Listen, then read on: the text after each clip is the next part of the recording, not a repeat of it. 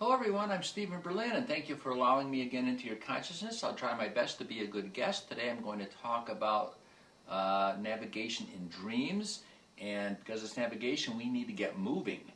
You know, when you become lucid in a dream, where do we start? We start with the scene you are in, and of course we don't know where that'll be. You might be inside, you might be outside, you might be on a beach, you might be on the moon. We don't know. Now the good thing about lucid dreaming is when you become lucid, the scene you're in suddenly, by becoming lucid, takes on this extraordinary vividity, this mystical beauty. And when that happens, also very often, something in your scene will immediately grab your attention. There might be this like magnificent archway that's saying, "Come through me." I mean, you don't know. And if that happens, if something compelling happens that's drawing you in, well, follow your dream and go with that. Because you need to get involved with your dream. Because in the short course of any indecision, you might wake up or fall back into non-lucid dreaming. Now, I recommend, however, ground transportation has its disadvantages. So, if you don't immediately see something in your current dream scene when you become lucid that really kind of fascinates you and calls you, then I recommend, if you can do it, flying. If you're inside and you need to step outside to fly, fine, but of course if you have the confidence you can fly right through the ceiling. The great thing about flying in a lucid dream is it is so exhilarating, so enthralling, that it tends to get your mind off any anxiety, and as you're flying along it gives you time to collect your thoughts. Did I want to do anything in my next lucid dream?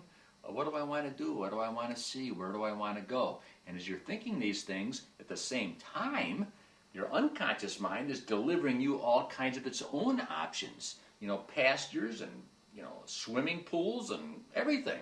So flying is a great option. Now, I need to leave flying because there's so much to cover. Let's go back to what the hazards of ground transportation are. If you decide in a dream to walk to a destination or run to a destination, notwithstanding the cardiovascular benefits to your dream body, if you decide to do that and it's not in your current dream scene, forget it. It's an exercise in futility. Because by walking to something that's not in your current dream scene, you are going to be accosted by ruffians, all kinds of hazards and obstacles will appear, you will have sexual temptations, weather events, you name it.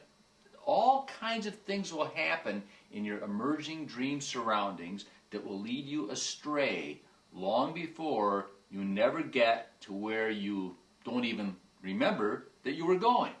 So try to rule out ground transportation unless it's just a dream adventure in and of itself. And you can be lucid doing that, of course, but I just demonstrated the pitfalls.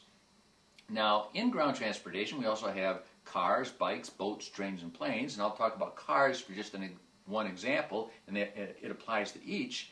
You know, almost everyone that drives will say, "Gee, I was in my car in a dream." Well, of course you were. But usually, you're already in your car when you realize it, or you're just outside your car, it's already in your dream, and you get in it. But the reality is, if you're in your living room and you say, "Hey, honey, I'm going to go out and get in the car," and the car is supposed to be in your garage or the driveway or the street, it's not going to be there. If you're in a mall and you go outside, you're not going to be able to find your car in the parking lot because your dream has not yet created the car. So I've wasted entire dreams looking for my car, or looking for a bathroom, or looking for a classroom. It's the same phenomenon. You know, you're wasting your time on foot looking for something that hasn't been created. Now you can, if you're lucid, by an act of will, have it created. But in the case of a mechanical instrument like a car, it's going to be created in a faulty fashion. The wheels will be off, the windshield will be gone.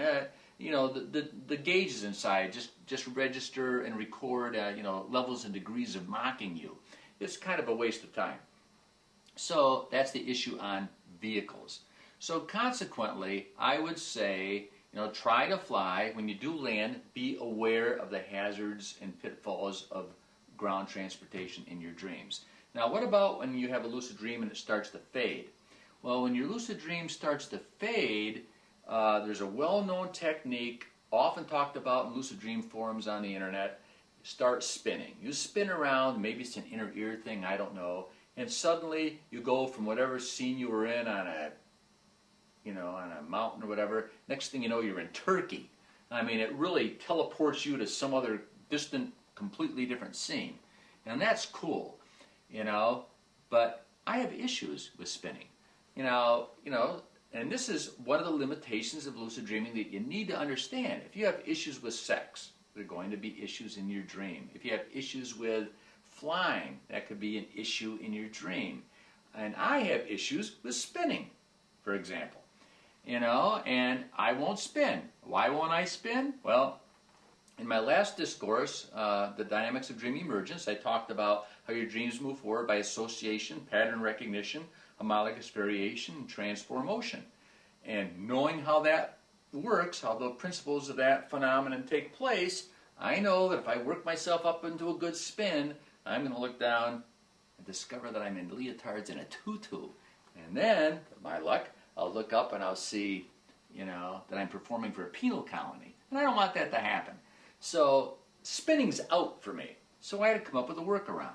Now, in this day and age of movies and television and video editing, you know, there's all kinds of transitions that take place. And when your dream fades out, that's just like a transition you see 1,000 times a day in our society, you know. There's a transition in this video, the Cursive Serpent, you know, at the beginning, and he fades out, and then he fades back into me. You know, a transition. And don't think your unconscious mind doesn't recognize this. It's day residue, and it sees it so many times it knows it. So when my dream starts to fade, I don't assume I'm waking up and have to work myself into a spin. I assume I'm in a scene transition, and I wait, and sometimes, boom, I'm in a new scene. Sometimes it takes a few seconds, sometimes a little longer than I would like. And sometimes it doesn't happen at all, but sometimes spinning doesn't work either. So, you know, it's a good way to look at it. Assume you're going to keep dreaming, not wake up. Now, one thing you have to be aware of is very often you will dream and move into a different dream scene, and that new dream scene is going to be you dreaming that you're awake in your bed. So, you know, you need to do a reality check every time you wake up. Okay, and the final thing is moving forward in your dream by acts of will. Now, you can play a wizard in your dream. Now, since I'm the Cursive Serpent, I wanted to make an apple appear. So I was a serpent, I put my hand out, and the serpent with a hand. You know, almost sounds Hindu, doesn't it? But then I put my hand out, and an apple like flashed in my hand, and then I had a solid apple. And it was even cold, like it just came out of the fridge.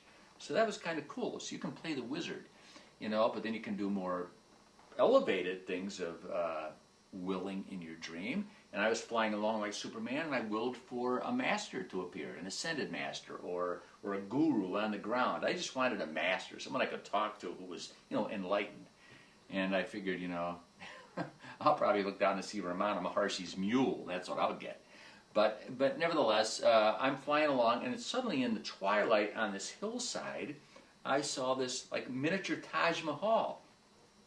Right, you see how beautiful dreams are? I'm looking for a master, and my dream presents me with a temple glowing on a hillside. So I flew over there, but I made a mistake. I was so enamored by the temple grounds, I landed on the grounds, ground transportation, and somewhere I took a left-hand turn, and I never got inside. So, you live and you learn. Okay, well, I better transition out of here pretty quickly. So, thanks for watching. I love all of you.